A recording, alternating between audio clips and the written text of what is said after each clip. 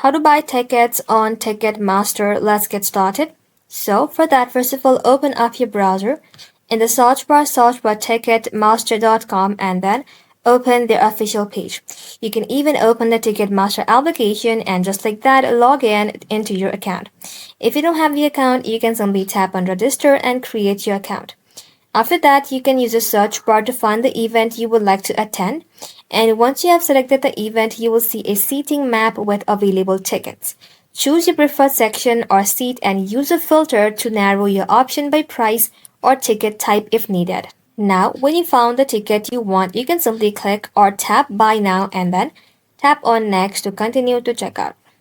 Review your orders, enter your payment information, and just like that, check the total cost, including any service fee and taxes. Then agree to the terms and condition and select Place Order to complete your purchases.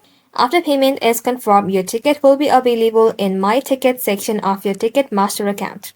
And you will also receive a confirmation email. That's it. Thank you all for watching. If this video was helpful, consider subscribing to our channel and liking this video.